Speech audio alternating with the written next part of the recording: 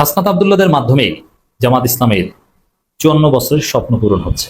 জামাত যেটা নিজেরা পারতো না বা পারবে না, বা জামাত করতে আসলে সবাই ঝাঁপিয়ে পড়তো, কিন্তু না, হাসনাত এটা করবে। জামাত এটাই চেয়েছে, এটা হোক। শীঘ্রই দেখবেন যে কত বড় ঘটনা ঘটছে। দর্শক, বাংলাদেশের এই যে সংবিধান, এটা ভারতের সংবিধান, আমির জামাত একবার বলেছে, আর জামাত এটা 54 বছর যাবৎ মনে প্রাণে বিশ্বাস করছে। কিন্তু সংবিধানের বিরুদ্ধে বলার সাহস জামাত পায়নি, নিষিদ্ধ করে দিবে। হয়তোবা দু একটা সংশোধনী বিরোধিতা করেছে, ওভারঅল এই সংবিধানের বিরোধিতা করার সাহস জামাত পায়নি। যেমন কিছুদিন আগে একটা কথা বলেছে, তাতেই সেই সংবিধান প্রণয়ন কমিটির পরিবারের সদস্যরা এসে ডাক্তার শফিকুর রহমানের বিরুদ্ধে বিবৃতি দিয়েছে। কারাগারে এখনো আছে, তার মধ্যে ডক্টর কামালের মেয়েও আছে মনে হয়।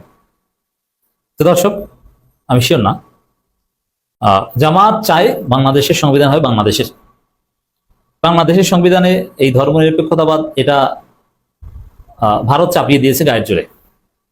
ভারত যেমন আমাদের মুক্তিযুদ্ধের ঘোষণা করেছে, সাম্য, মানবিক মর্যাদা, সামাজিক ন্যায় বিচার বা সুবিচার, এইগুলো ছিল, কিন্তু ধর্মনিরপেক্ষতা বলতে কিছুই ছিল না।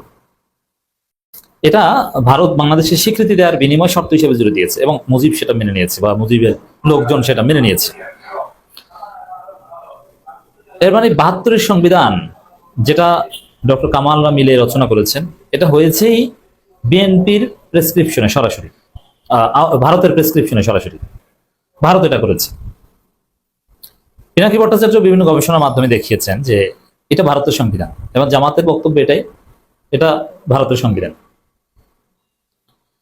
অতএব এই সংবিধানের বিরুদ্ধে এভাবে বলার সাহস জামাত 54 বছরে পায়নি। 5 আগস্টের পর পেয়েছে, কিন্তু তাও একদম জোরালোভাবে বলতে পারছে না, একটু বলেছে, তাতেই জামাতকে অনেকে বিভিন্নভাবে চেপে ধরার চেষ্টা করেছে। কিন্তু এখন হাসনাত আব্দুল্লাহ কি বলছে দেখেন, সংবিধান বদলাতে হবে, বর্তমান সংবিধান আওয়ামী সংবিধান, ক্লিয়ার কথা। তরুণরা বলছে, জামাতের কথাটা তরুণরা বলে দিচ্ছে।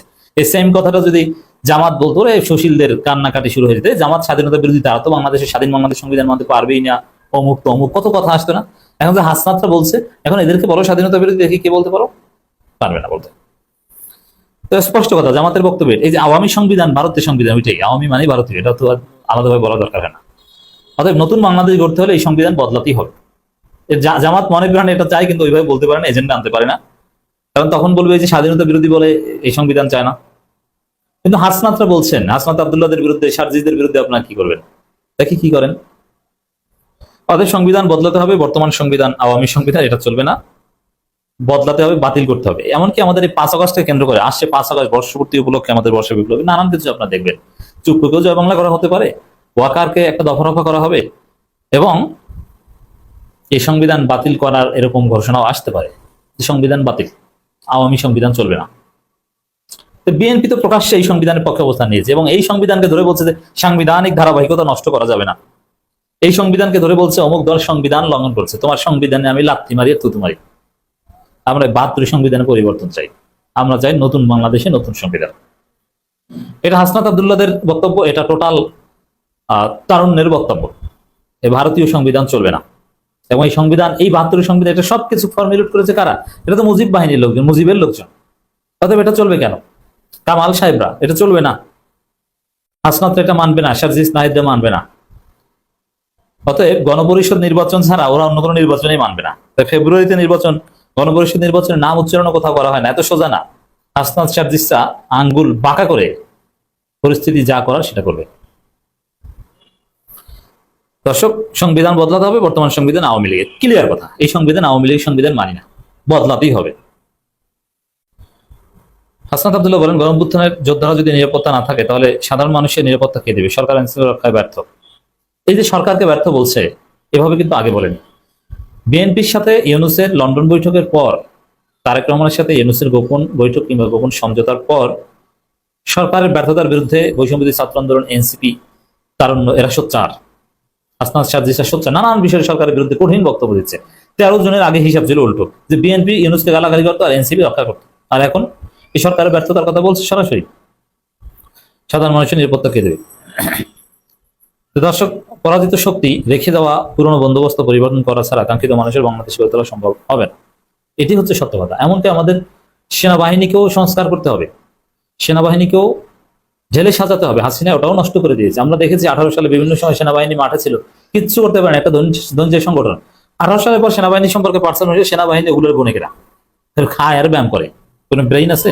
ওরা কিছু করতে পারে? 18 সালে হাসিনা চোখের সামনে ভুয়া রাতে নির্বাচন করেছে, কিছু করতে পারেনি সেনাবাহিনী, কোনো অভিযোগ আমলে নিয়ে কোনো পদক্ষেপই নিতে পারে, বরং সেই রাতের নির্বাচনের ওয়ান অব দি কারিগরস হচ্ছে এই সেনাবাহিনী। এটি রুহুল কবির রিজভী বলেছেন, এটি বলছেন যে এটা পরিবর্তন করতে হবে, মানে হাসনাত আব্দুল্লাহ বলছেন। তো দর্শক,